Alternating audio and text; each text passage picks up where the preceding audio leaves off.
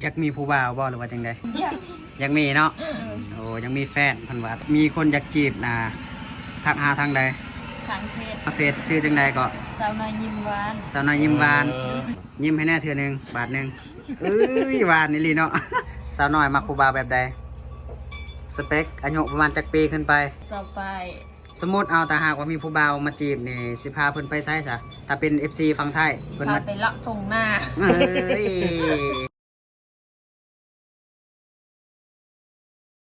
ล่มหรือว่าถามข่าวน้องๆก่อนพี่น้องเลยเพราะว่าทางสาวน้อยนี่เฮายังบ่ฮู้จักแมนเพราะว่าสาวน้อยกำลังมายังบ่ฮู้จักดีปานใดให้เพิ่นนั่งอยู่นำกันแหละเพราะว่าเป็นสาวโตยเบิดสองพี่น้องเลยแม่นสบายดีสบายดีสบายดี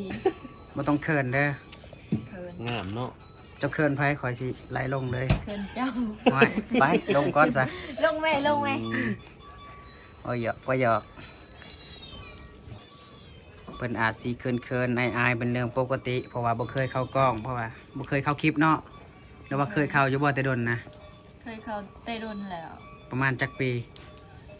2 ปี2 ปี2 ปีหลังพุ่นน่ะถ่ายคลิปนะดนแล้วเนาะไปเห็นตอนนั้นน้องดีบ่แม่นโอ้คลิปสาวดีน้องดีสาวโตยพี่น้องเว้ยเดี๋ยวนี้นะมาเข้าคลิปอีกนะอยากมีผู้บ่าวบ่หรือว่าจังได๋บ่มีอยากมีอยากมีบ่อยากมีบ่วะอยากมีแบบอยากมีเนาะโอ้ยังมีแฟนเพิ่นว่าตอนนี้ยังบ่มีไผตอนนี้เนาะยังโสดอยู่โสดถ้าหากว่ามีคนอยากจีบนะทักหาทางใดทางเฟซเนาะถามอีกเทื่อเฟซชื่อจังใดก็สาวน้อยยิ้มหวานสาวน้อยยิ้มหวานสาวน้อยยิ้มหวานโตยังโตภาษาไทยหรือภาษาลาวภาษาลาวสาวน้อยยิ้มหวานยิ้มให้แน่เทื่อนึงบาทนึงเอ้ยหวานนี่ลีเนาะผู้นี้เลยสันเสือขาวนี่ชื่อเพชรได้ผู้เสือขาวนี่เจ้าก็ยังสิเคินอีกนางจอยภาษาลาวจุดจอยน้องจอยน้องน่ะก็จับน่ะก็จอยเนาะแม่นนางจอยบ่อะไรกับมีตัว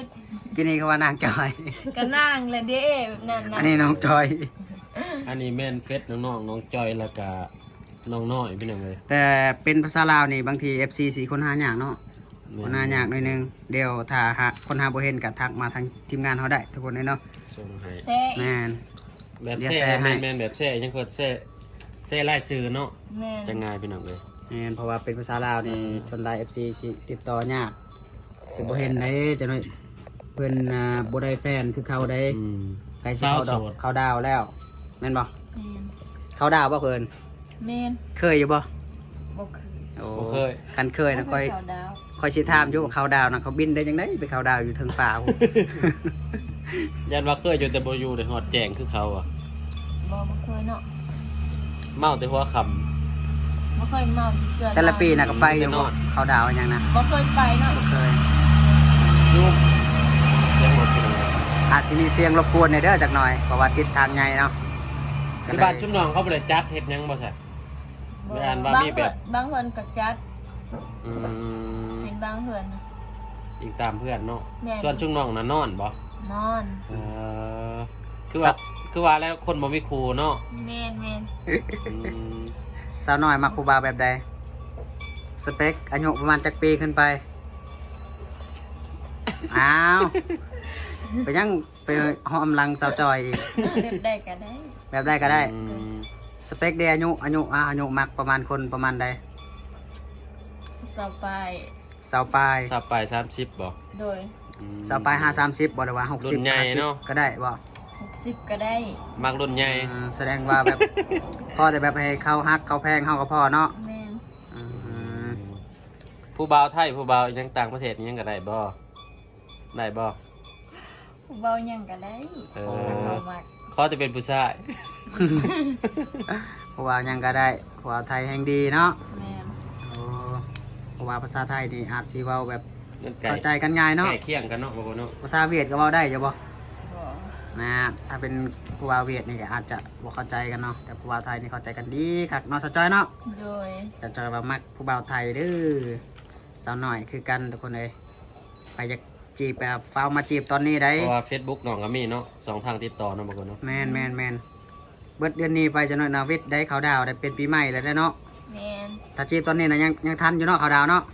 ทัน อืม มีสิทธิ์ไปยัง มี ไป สิทธิ์ เข้า มี ร้าน สิทธิ์ น้ำบ่ มีสิทธิ์ไปเขาดาว สมมติเอาแต่หากว่ามีผู้บ่าวมาจีบนี่สิพาเพิ่นไปไสซะถ้าเป็น FC ฝั่งไทย FC ของสมัยฝั่งไทยเพิ่น พา มา ไปเลาะทงหน้า เอ้ย ไปยังไปหาคุดกับปู่วะ เวนไปหาอายุชื่อ คิดว่าสิพาเพิ่นไปเลาะในเมืองซะดอก บ่ แม มี น เงินดอก พาเพิ่นเลาะท้องนาดีกว่าเนาะ แมน หาการกบการเขียด ไปหล่อให้หล่อสวนนั่นได้อยู่เนาะ โดย เห็นเล อื ย ม คันมากแบบวิธีบ้านๆกะ จัดไปพี่น้องเลย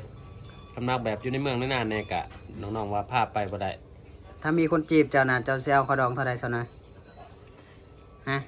บ่ไล่ดอก บ่หลายนะเท่าใดบ่หลายนะ ถ้าได้จะว่าได้50 ล้านบ่หลายเอาถ้าได้อ่ะคารองอ่ะ โอ้ โอ้ โห โหต้องถามพ่อแม่บ่ โดย พ่อแม่เจ้าอยู่เฮือนบ่ เอาน้องคิดก่อนเอาน้องคิดอ่ะชั่วโมง ประมาณเอา ประมาณเอาน้อง ส คิ ม ด มุติ ตาม อ่ะ เขาคิดน้องๆอะ ตามที่ใจเจ้าอยากได้ เออ สมมติถ้ามีคนจีบอะ ประมาณเท่าไหร่อ่ะ ต้องถามชาวจอยกันบ่ เท่าไหร่20 ล้านบ่หรือ30 ล้านบ่บ่ฮอด 2,000 2,000ว้ายคักแท้นี่นะ ให้ตอนนี้เลยเป็นยังบ่โกย 2,000กีบหรือ2,000 บาท 2,000กีบ โอ้ยจกเลยใส่ยืมแน่ 2,000กีบพี่ดอกคนว่า 2,000กีบนะจกใจายต้องอะไรยังมั่นไว้ก่อนและ2,000กีบนะ แม่นๆส่วนแรกเขาจะแต่งกันอยู่นี่ประมาณเท่าไหร่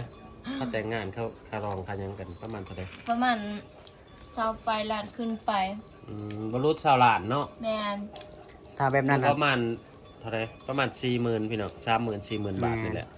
ต้องแบบคนที่แบบหัวล้านนี่แหละเนาะ ตอนโบราณก็บ่ได้เลยเนาะ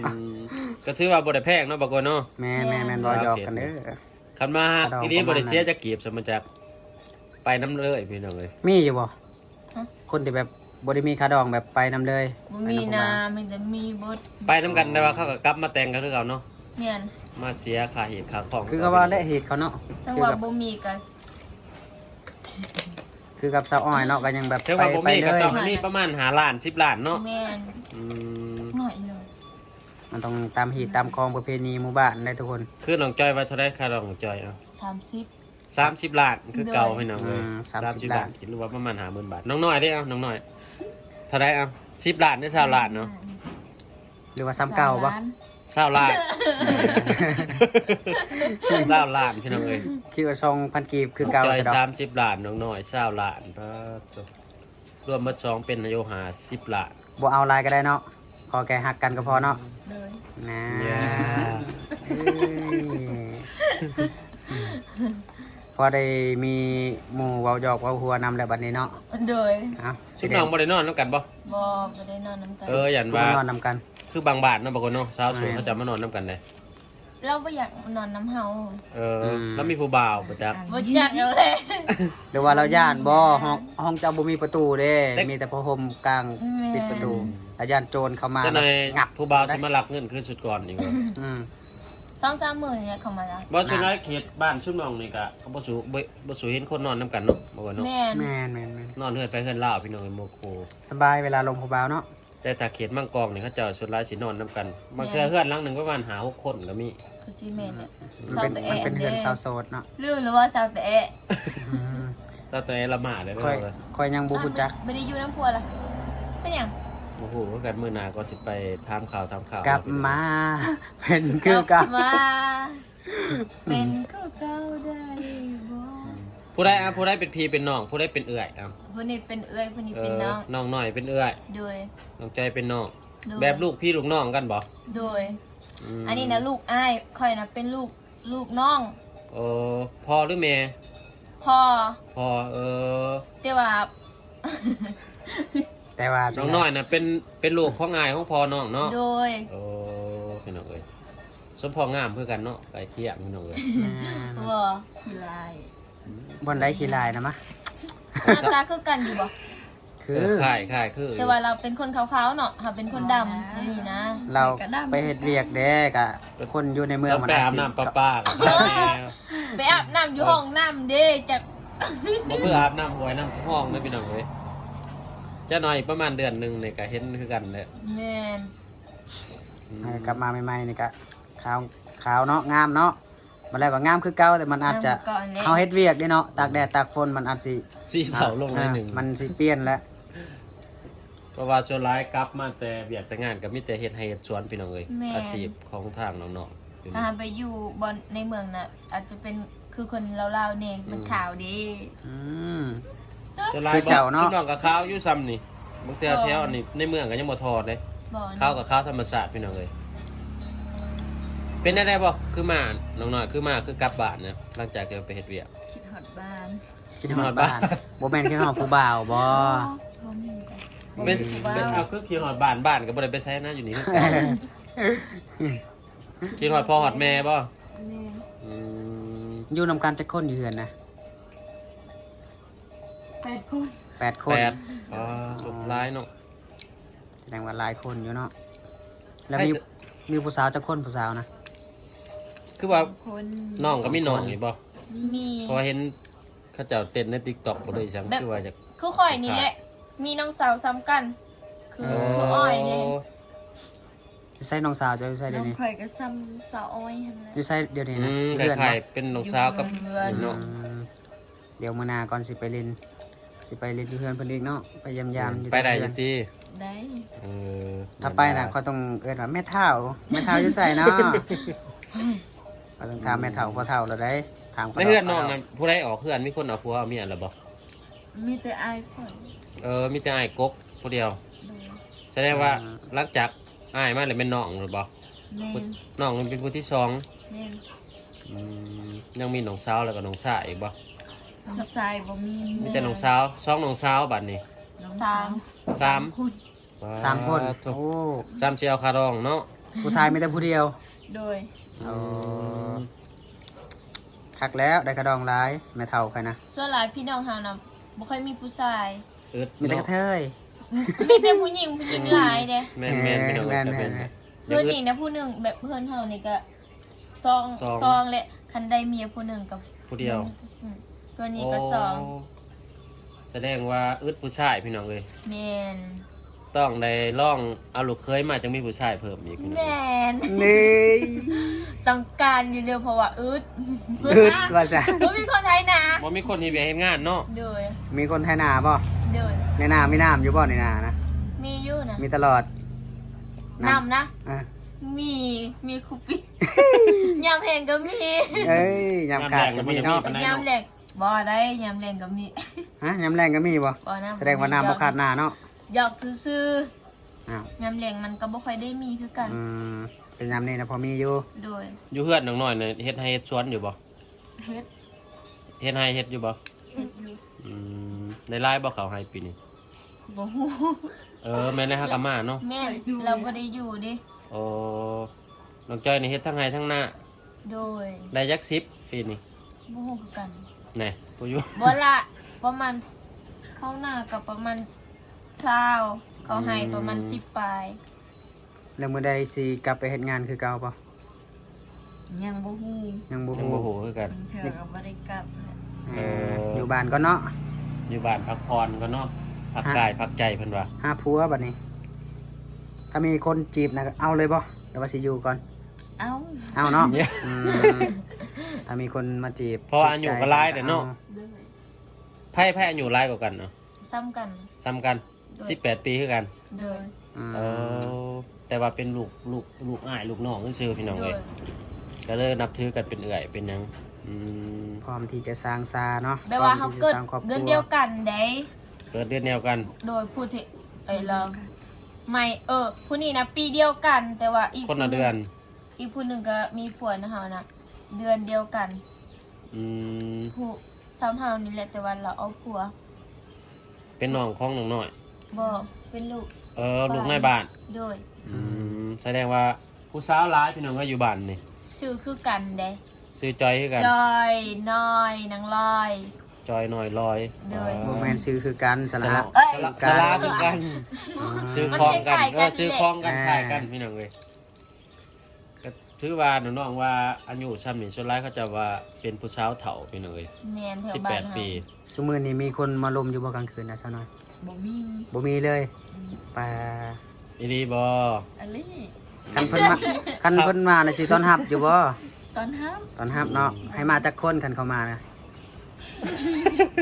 ให้มาผู้เดียวที่มันจะง่าย สร้า เนาะ งทามเนาะ อ้าว แล้วแต่เขาจิมา เอาบางทีผู้บ่าวแบบเขามาลมผู้สาวนะเขาต้องมาแบบ2คนได้2คน3คนเข้าไปนะแต่ว่าเฉพาะเจ้าแล้วให้มาผู้เดียวแล้วเนาะ มีบ่มีผู้บ่าวมาดินน้ำเนาะ บ่มี เออจะว่าเข้ามาเป็นผู้สาวยังผู้สาวแก่แล้วไปจะเข้าบ่มาเนาะ คือสิแม่ น้องจ้อยได้ใช่ แม่นแหละ แบ แบบ บ คือกัน แบบว่าเขาเบื่อนะแบบเขาอยู่หลายปี ร่นแล้วเนาะ แม่น ปกติแมนและคันว่าเข้าล่มเข้านี่กันต้องประมาณ14-15 ปีเห็นบ่ เขา จะ มา แต่งงาน เขามา เข้า คน มา น้อย แต่สำหรับบอลอื่นหรือว่าประเทศไทยหรือต่างประเทศก็ประมาณ18 ปีขึ้นไปเนาะบางคนเนาะ แม่น เต็มเช้าพี่น้องเลย หน่อยว่ามีแต่ผู้เฒ่า ไม่ได้ผู้ถามมาลบ บ่มีเด้อผู้เฒ่าก็บ่มี ก็แบบเข้ามาดินมันยังอีสิตี เขามาอ มา ยู่ ดินกินข้าวกินน้ำแบบพี่แบบน้องเนาะ บอลบอลจุดจุด บอนจุดจวด พี่น้องเลยอันนี้แหละเช้าชนบทเท่ากันอันอยู่ไล่หนึงเนี่ยเขาจะว่าเป็นเช้าเถาเขา แม่น แบบวัยรุ่นหรือผู้บ่าวเขาบ่สู่มักล่มพี่น้องเลยคันโมเมนต์เนื้อคู่ดีนี่บ่ได้เจอกันได้บางทีก็เจอกันทางอหยังโลกออนไลน์เนาะ แม่น เนาะ แม่นแม่น ส่วนหลายก็มักแต่ทางนี้แหละเนาะ ทางโลกออนไลน์เนาะสิได้ทักหากันก่อน แต่งงานพี่น้องเลย นี่นะ มื้อนี้ว่างบ่ก็สิไปหาเด้อว่ะ ก็ได้บ่กี่คนรู้ พากันเว้าหยังหืม ว่าเพิ่นอาย แน่นเว้าจังไดอ่ะ ว่าอายน่ะหลายใจ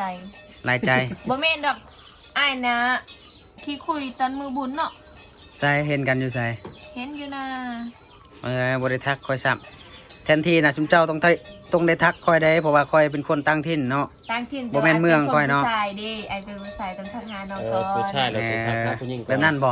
แบบว่าคันเฮาทักก่อนเลยก็เขาบอกว่าโอ้ไอ้กิกระเดะว่าซั่น เอาน้องๆนี่มาแต่ก่อนบุญพุ่นบ่เด้อบุญแล้วจังมา มาแต่บุญยังบ่ฮอดเนาะ แม่น นานตั้งใจกลับมาลินบุญอยู่แล้ว แสดงว่าบ่ทันบุญท่านบ่ ทันกลับก่อนเนาะ มแต่วัที่7เนาะเขาไปตัวโอยวันที่8 โอ้มาแต่ประมาณในช่องทิศแต่เนาะ เด้อ เห็นว่าเนาะพี่น้องเอ้ย นี่แหละหมู่เฮาหมู่บุญ อืม คือบ่เห็น โอ้ย ด้วยอายบ่จือ โย บ่ เสียดายเนาะ บ่ได้เนมดีเนาะ บ่แน่จะได้จดไปข้างโต๊ะซุมเนาะ เนาะเบาไกลขนาดคอยน่ะแบบบ่มีคนมาเล่นน้ำเลยมือบุญ ไอ้ นะ สีก้า คอยเด้อยู่ผู้เดียวบ่มีไผมาอยู่น้ำเลย บ่โกยนี่เฮ็ดเงางอกๆๆ อื เลย ม บ่โกย จนบ่อยากกินเบียร์พุ่นแหล้ว ก็บอกไอ้บ่ได้ทักหาน้องแล้วก็ อืม มีอยู่ผู้สาวหลายคน ใส่ผู้สาวในใส่ ก็นี่เด้ยังมีอีก อืม นะพี่น้อง เสียดายเด้เนาะ ปีห นอนเวลาได้บ่ บ่ได้เนาะ บ่ได้เนาะ ต้องปีหน้าอีก ปีหน้าอีกปีละเทื่อเนาะ ปีหนึงมีเทื่อหนึงพี่น้องเอ้ย ยัดไอเอาเมียปีห ไป น้าไอ้แหละ บ่แล้ว โกยนี่บ่ แม่น จะอยู่ ไอ้ก็สิเอาอีกว่า อยู่อีก2 ปี 3 ปี ผมเนี่ยสอง ฝ่ากไปสายนี่แหละทุกคนสาวโสดสนเผาตะโอยเนาะสาวน้อยแล้วก็สาวจอยเป็นพี่น้องกันลูกพ่อลูกลูกอ้ายลูกน้องเนาะ โดย กับประมาณนี้แหละทุกคนใครอยากจีบอยากคุยก็ทักมาได้เนาะซื้อเฟซตามที่เพื่อนบอกไปเนาะถ้าคนหาบ่เห็นก็คือทักมาทางทีมงานเขาได้เนาะสาวโสดเผาตะโอยค่าดองก็บ่แพงเด้อใครอยากทักมาจีบไปจีบได้คลิปนี้ก็จะได้จบเพียงเท่านี้ก่อนฝากกดไลค์กดแชร์กดติดตามคลิปไว้เพื่อบ่พลาดคลิปใหม่ๆเด้อและเพื่อเป็นกำลังใจในการเฮ็ดคลิปเนาะบ๊ายบายแน่สาวจ้อยสาวคิด เอา ว่า เลย คิดว่าสาวจ้อยสาวอ้อยซะเนาะเอาบ๊ายบายไหมดู